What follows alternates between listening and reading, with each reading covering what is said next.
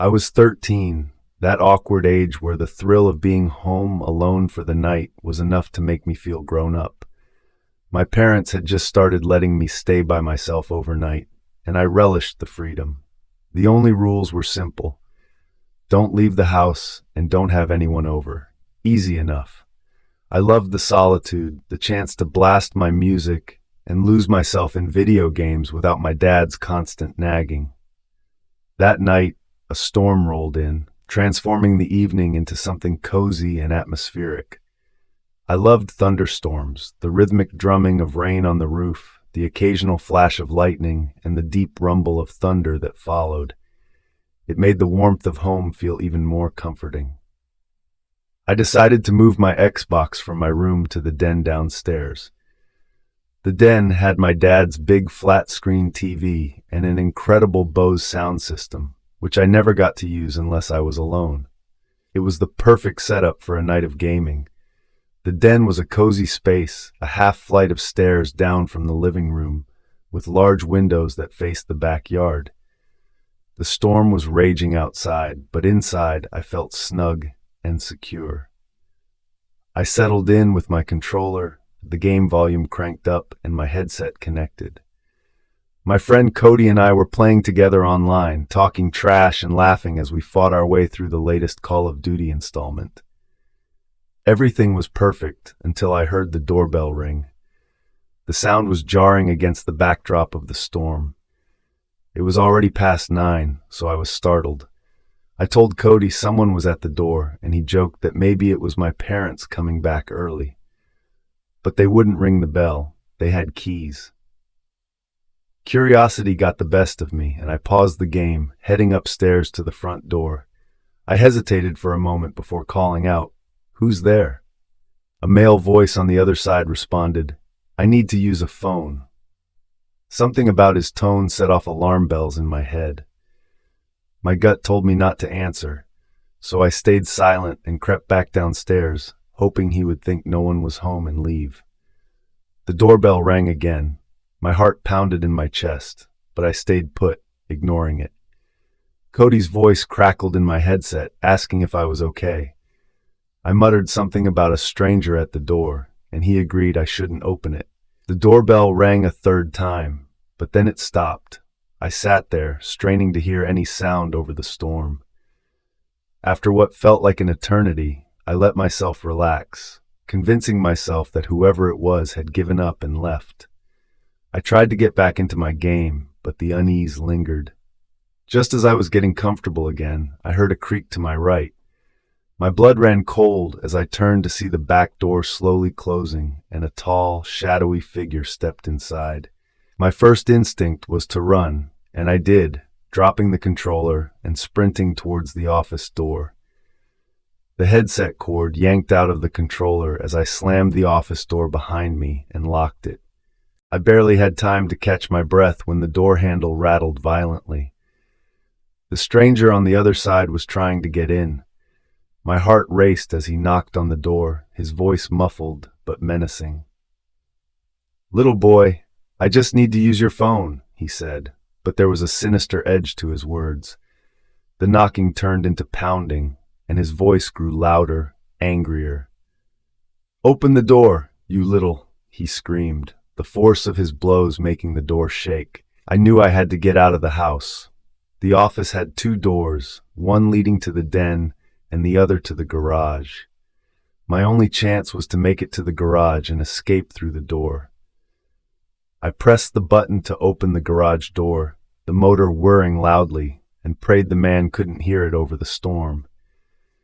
As soon as the door was open enough, I ducked under and bolted through the rain, sprinting down the block to my neighbor Julian's house.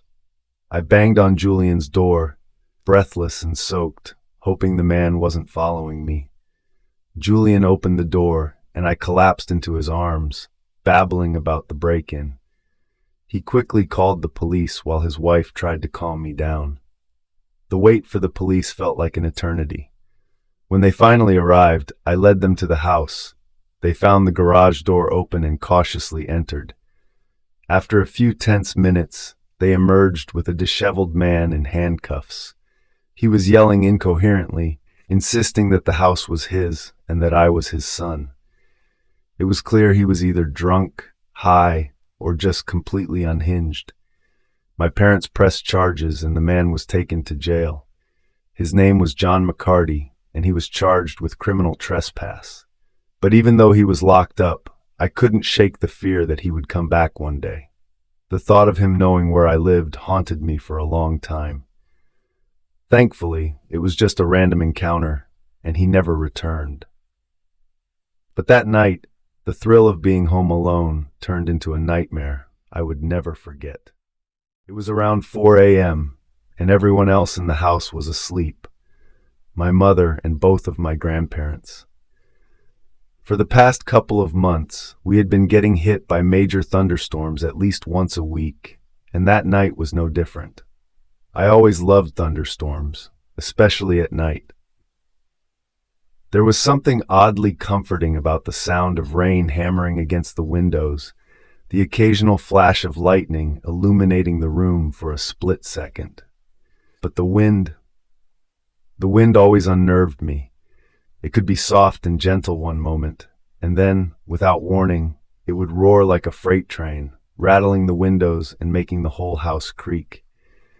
That night's storm was one of the worst we'd had in a long time. It sounded like the wind was throwing rocks at my window. Still, I enjoyed the chaos outside while I scrolled through Reddit, completely absorbed in my feed. Then, the power went out. Just like that, everything went dark. The sudden silence was eerie, but I wasn't too worried. My phone was charged, and I had data, so I kept scrolling. After a while, though, my eyes grew heavy, and I decided it was time to sleep. I set my phone on the nightstand, rolled over, and tried to drift off. Sometime later, I woke up. The house was silent, the storm had died down, but there was still a soft wind outside. I shifted in bed, trying to get comfortable, but my throat felt dry, and I realized I was really thirsty. I tried to ignore it, hoping I'd fall back asleep, but eventually, the thirst won out. I grabbed my phone, turned on the flashlight, and headed to the kitchen for a glass of water. The moment I opened my bedroom door, I was hit with a blast of cold air. It was freezing in the house. I threw on a sweater and continued to the kitchen, shivering as the wind seemed to grow louder with each step. When I reached the kitchen, I noticed something odd. The sliding door to the patio was wide open. Panic surged through me. I rationalized it away, convincing myself that my grandfather must have left it open earlier and forgot to close it. I walked over, my heart pounding, and quickly shut and locked the door. Then I hurried back to my room, hoping I could shake off the fear and get back to sleep. Once in bed, I tried to calm down. I turned off the flashlight, but kept my phone close, just in case. I told myself that everything was fine, that the door being open was just a mistake, but I couldn't shake the feeling that something was wrong. I got up again and slid my desk chair in front of the door, just to be safe. Then I checked the closet, reassuring myself that no one was there. I finally lay back down, this time leaving the flashlight on as a sort of nightlight. But then I heard it, a faint, almost imperceptible creak from under the bed. My heart skipped a beat as I realized I hadn't checked there. Slowly, I leaned over the side of the bed and peered into the darkness beneath. I nearly screamed. Staring back at me from under the bed was a woman, her eyes bloodshot, her face gaunt and pale, her teeth yellowed and sharp. She was grinning, a twisted, malevolent grin that made my skin crawl. I was frozen, unable to move, my brain struggling to process what I was seeing. Then she laughed, a low guttural sound that sent a chill down my spine. That broke the spell. I leapt out of bed, bolted for the door, and shoved the chair aside. I ran down the hall to my grandparents' room, pounding on the door and shouting for my grandfather. He was up in an instant, his face lined with confusion and concern. I rushed into the room, my breath coming in ragged gasps as I tried to explain what I'd seen. My grandfather, ever the skeptic, looked at me with a mix of disbelief and irritation, but agreed to check it out. Armed with a flashlight and a baseball bat, he followed me back to my room. The house was still eerily quiet, the only sounds being the occasional creak of the house settling. As we entered my room, the light from the flashlight cast long shadows across the walls, making everything look distorted and menacing. I pointed to the bed, trying to stay calm. "She was right under there," I said, my voice barely above a whisper. My grandfather knelt down and cautiously peered under the bed. For a few moments, all I could hear was his steady breathing and the faint hum of the wind outside. Then he stood up, shaking his head. "There's nothing here," he said, his voice low and firm. "Are you sure you weren't dreaming?" I tried to protest, but the look on his face told me he was not convinced. Feeling a mix of embarrassment and fear, I reluctantly agreed to go back to bed, hoping that the encounter had been nothing more than a nightmare brought on by the storm. The next morning, the storm had passed, and the sun shone brightly through the windows. I was exhausted, but the promise of daylight made me feel safer. My grandfather and I checked under the bed again, and of course, there was nothing there, just dust and the occasional forgotten toy. However, as the days went by, the memory of that night stayed with me. I couldn't shake the image of the woman under the bed, her horrifying grin, and that bone-chilling laugh. I tried to tell my friends, but they just laughed it off as a bad dream, and my grandfather seemed to think it was just a trick of the light or an overactive imagination. One night, several weeks later, the power went out again during another storm. As I lay in bed, trying to ignore the wind howling outside, I couldn't help but feel a growing sense of dread. I had moved my bed away from the wall, leaving more space beneath it, but the memory of that grinning face was hard to shake. Around 4 a.m., just as it had been that night, I woke up with a start. My room was dark, save for the faint glow of the moonlight filtering through the curtains. I lay there, wide awake, listening to the sounds of the storm outside. The wind was loud, almost deafening, and the house creaked in response. My heart raced as I thought about the woman from before. I tried to convince myself that it had been a figment of my imagination, but the fear was palpable. I mustered the courage to get up and check under the bed again, just to reassure myself. I flipped on the flashlight and crouched down, peering into the darkness. The light flickered, and for a moment I saw nothing but shadows. But then I saw it. The faintest movement, a glimmer of something just out of sight. I quickly backed away, my pulse racing. I grabbed the phone from my nightstand and dialed my grandfather's number, my hands trembling. As I waited for him to pick up, I could hear the wind roaring outside, almost as if it were mocking me. "What's wrong?" he answered groggily. I think she's back," I whispered, my voice shaking. There was a pause on the other end of the line. "I'll come over," he said finally. "Just stay on the phone with me." I stayed on the line, keeping my flashlight pointed at the space under the bed. The movement had stopped, and I was left in a cold sweat, waiting for my grandfather to arrive. Every sound seemed amplified, and the shadows in the room seemed to grow more menacing. When he finally arrived, he checked under the bed once more. This time, he found nothing. The woman was gone, and there were no signs of intrusion or disturbance. "We need to talk," he said as we sat down in the living room. "I don't know what you saw that night, but I think it's affecting you more than you realize." He suggested that I see a therapist to talk about my fears and anxieties. It was not an easy decision, but I agreed, hoping that talking about the experience might help me find some closure. The therapy sessions were helpful, but the fear of what I had seen never fully went away. I learned to live with the unease, trying to rationalize the experience as a product of stress and imagination. But deep down, I knew that whatever I had seen was more than just a figment of my mind. To this day, when a storm rolls in and the wind howls outside, I can't help but remember that night. The fear of what might be lurking in the shadows still lingers, and the thought of that grinning woman under my bed haunts me whenever the power goes out. It's a reminder that sometimes the line between reality and nightmare is disturbingly thin, and even the most mundane moments can be twisted into something far more terrifying. Growing up in a small rural town meant that there wasn't much to do, especially for a teenager. My friends and I would often find ourselves driving aimlessly along the back roads, seeking any sort of thrill or excitement. One night, we got more than we bargained for. It was a late summer evening, and the humidity hung thick in the air. My best friend, Jake, and I had decided to go for a drive after a big thunderstorm had passed through. The roads were slick, and the air smelled fresh and earthy. We were both feeling restless, and the idea of exploring the old, winding roads outside of town seemed like a good way to kill time.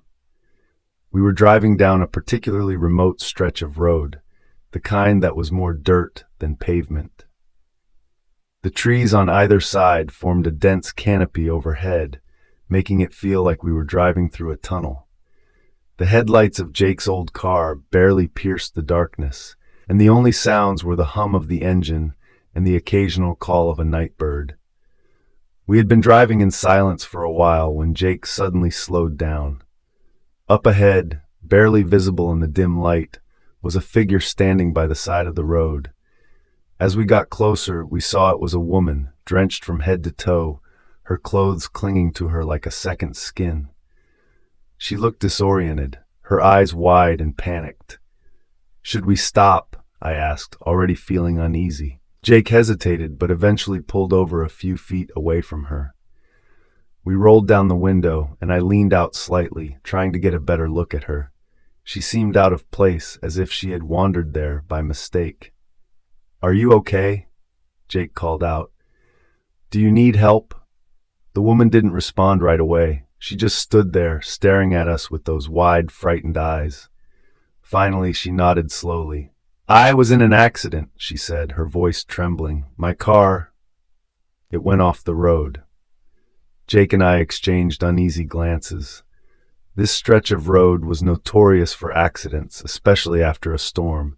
The ground was uneven, and the roads were poorly maintained. "Do you need us to call someone?" I asked, pulling out my phone. But she shook her head violently. "No, please," she said, her voice growing more desperate. "Can you just take me to town? I just need to get to town." Jake nodded, and I opened the back door for her. She climbed in, her wet clothes leaving damp spots on the seat. The moment she was inside, I felt a chill in the air, even though it was still warm outside. I shivered, trying to brush it off as Jake started driving again. The woman sat silently in the back seat, staring out the window as the car rolled down the dark, winding road. I tried to make small talk, asking where she was from and how her car had ended up off the road, but she barely responded. Her answers were short and vague, and her voice had an unsettling, hollow quality to it. As we drove, I couldn't shake the feeling that something was off. The way she had appeared out of nowhere, her strange demeanor, it all felt wrong. I glanced at Jake, and I could tell he was feeling the same way. But we both stayed quiet, unsure of what to do. We had been driving for about 15 minutes when the woman suddenly spoke again. "Stop the car," she said quietly. Jake looked at me, confused, but he slowed down and pulled over. "Are you sure this is where you need to be?" he asked. The woman didn't answer. She just opened the door and stepped out into the night. As she walked away from the car, Jake called out, "Wait, are you sure you're okay?" But she didn't turn around. She just kept walking, disappearing into the darkness. We sat there for a moment, stunned and unsure of what had just happened. Finally, Jake turned to me, his voice shaky. "What the hell was that?" I didn't have an answer. I just shook my head, my mind racing. Something about the whole encounter felt wrong, like we had just witnessed something we weren't supposed to see. We turned the car around and headed back toward town, both of us on edge. We didn't say much, each lost in our thoughts. But as we drove, a terrible realization began to dawn on me. The road we were on, the one where we had picked up the woman, was known for more than just accidents. There were stories, old legends, about a woman who had died there years ago in a car crash. People said that on stormy nights she would appear, looking for someone to take her to town. I wanted to dismiss it as just a story, but deep down, I knew. The woman we had picked up, she wasn't alive. She was the ghost from the legend, doomed to wander the lonely road, searching for a ride that would never truly take her home. Jake and I never spoke about that night again, but I know we both remember it. Sometimes, when I drive down that road, I think I see her standing there, just out of the corner of my eye. But I never stop. I keep driving, hoping that one day she'll finally find peace and stop haunting that desolate road.